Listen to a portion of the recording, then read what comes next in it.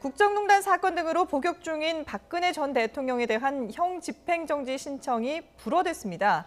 그러자 일부 지지자들의 반발이 거세게 일고 있는데요. 먼저 이 형 집행정지라는 게 어떤 건지 정리를 좀 하고 넘어가야 될 것 같아요. 네. 지금 이제 형 집행정지라고 하는 것은 말이죠. 이 징역이라든가 금고 또는 구류 선고를 받은 이제 형이 확정돼서 복역 중인 우리가 이제 기결수라고 하는데 이 기결수를 대상으로 해서 형의 집행을 지속적으로 계속하는 것이 인도적인 차원에서는 이 수용자에게 상당히 가혹하다라고 이제 판단을 했을 때 검사의 지휘에 의해서 형 집행을 정지할 수 있도록 하는 그 제도를 말합니다. 그런데 이제 원래 이제 이 검사가 직권으로 이 형 집행정지를 할 수가 있었어요. 2013년 이전까지는.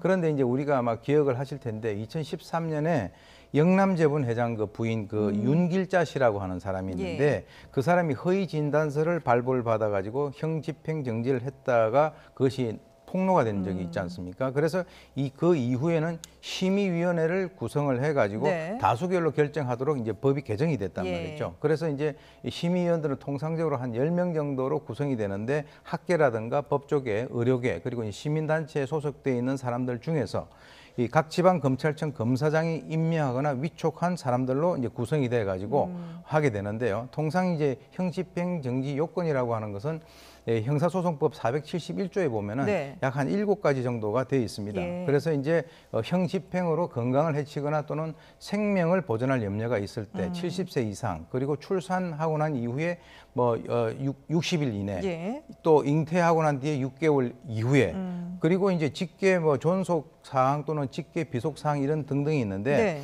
그 중에서도 이제 특히 이제 마지막에 있는 기타 중요한 그 사유가 있거든요. 그러니까 지금 만약에 이제 박근혜 전 대통령의 형 집행 정지와 연관됐을 때는 지금 이제 첫 번째 즉 건강을 해치거나 생명을 보존할 수 없는 염려가 있을 때하고 마지막에 기타 중요한 사유에 이 두 가지에 해당이 되는 것으로 그렇게 판단이 됩니다. 건강을 해치거나 생명을 보존할 수 없는 염려가 있을 때 그리고 기타 중대한 사유에 해당된다고 했는데 구체적으로 그러니까 박근혜 전 대통령이 어떤 불편함이 있다는 건가요? 경추 요추의 디스크 증상을 호소하고 있었고 불에 데인 듯한 통증이 있고 잠도 정상적으로 수면이 어려울 정도의 어떤 고통에 시달리고 있다. 저림 증상이 있다라고 이제 주장을 하면서 유영하 변호사죠. 국민통합 차원에서 형 집행정지가 필요하다라는 주장을 했습니다.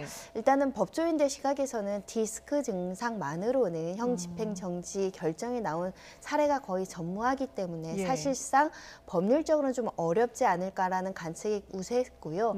그리고 예전에 영남재분 사건을 기억하실 텐데 그 형 집행정지라는 제도를 악용해서 허위 진단서로 장시간 사실 형을 집행하지 않아서 많은 국민적인 공분이 있었는데 그 이후에 형 집행정지라는 이 제도가 굉장히 규제가 강화됐습니다. 왜냐하면 예전에는 검사가 직권으로 결정할 수 있게 되어 있었지만 현재로는 심의위원회가 구성이 돼서요. 외부 요인으로서 의사가 반드시 참여를 합니다. 그리고 거기에서 다수의 의견이 과반수 이상 이렇게 형 집행정지가 필요하다라는 의학적 결정, 법률적인 결정이 있어야 가능한데 현재로서 지금 호소하고 있는 디스크 증상만으로는 요건에 해당되지 않는다라고 볼 여지가 많았습니다. 그러니까 디스크 증세 그리고 뭐 수면 부족, 수면에 어려움을 겪는다는 이런 부분이 그 수감 생활을 못할 정도는 아니다라고 이제 판단을 한 건데요. 그런데 이런 결정이 나자 지금 박근혜 전 대통령을 지지하는 사람들 사이에서는 상당히 지금 격분하는 그런 반응을 보이고 있거든요. 뭐 심지어는 이 윤석열 지검장을 향해서 위협적인 그런 발언까지 했다고 하는데 이런 부분은 좀 도가 지나치지 않는가라는 판단이 들어요. 지금 이제 알려진 바에 의하면 이제 윤석열 서울중앙지검장 지금 왜 그러냐면은 그 이전에 아까 말씀하셨던 그 심의위원회가 의결을 하게 되면 그 결정을 서울중앙지검장이 하게 돼 있습니다. 그런데 이제 사실 지금까지 보게 되면은 심의위원회에서 의결한 것을 뭐 뒤바꾼다든가 하는 그런 경우는 거의 없다는 것으로 이제 지금 알려져 있고요. 그래서 결국은 이제 윤석열 서울중앙지검장이 사실은 박근혜 전 대통령하고 상당히 악연이지 않습니까? 이제 그런 상황이기 때문에 지금 이제 박근혜 전 대통령의 석방을 촉구를 하는 그런 측에서는 윤석열 서울중앙지검장에 대해서 상당히 좀 좋지 않은 그런 감정을 가질 수가 있겠죠. 그래서 예. 지금 몇 개 보도에 의하면 네.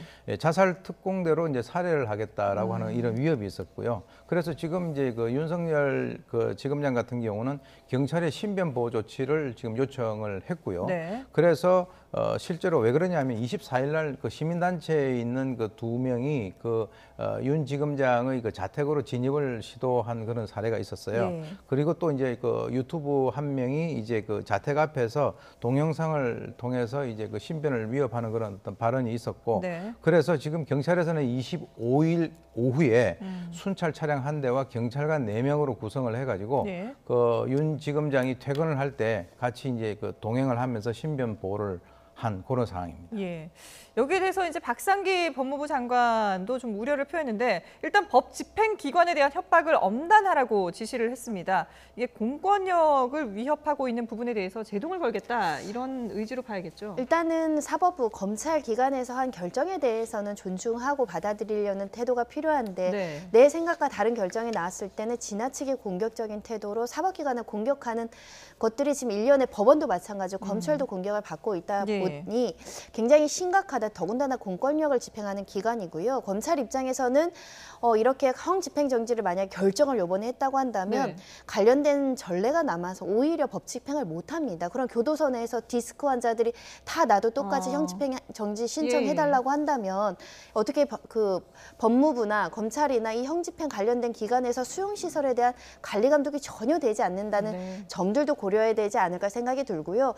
이것은 단순한 위협적인 행동이 아니라 범죄죠. 이 내용을 들어보시면 자살 특공대로 너를 죽여버리겠다라는 건 살인 예비 음모행위도 가능하고요. 예. 뭐 구체적인 살인에 대한 계획이 없다고 하더라도 협박은 성립합니다. 모두 다 범죄인데 대한민국의 사법 질서에서 검찰을 상대로 이렇게 범죄를 공공연히 협박하는 발언들을 영상을 통해서 할 수 있다라는 것도 네. 사실은 공권력 약화, 공권력이 비하되는 측면이 있어서 결국 사회 전체적으로 악영향을 받을 수밖에 없어서 박상기 법무부 장관 입장에서 엄단하라라고 지시할 수밖에 없는 상황입니다. 그러니까 엄단하라고 하면은 일단 그 실행에 옮기지는 않았다 하더라도 말로 이렇게 협박하는 것도 충분히 죄가 될 수 있다는 현재로서 거군요. 협박죄 성립되었다고 보시면 되고요. 예. 누가 봐도 너를 죽이겠다고 하는데 이걸 해악의 고지가 아니라고 평가하기는 어렵습니다. 예. 그리고 이것을 수사하거나 처벌하지 않으면 또 다른 제2의 제3자가 또 발생할 우려가 있기 때문에 검찰 입장에서는 수사를 진행할 수밖에 없는 상황입니다. 예, 알겠습니다.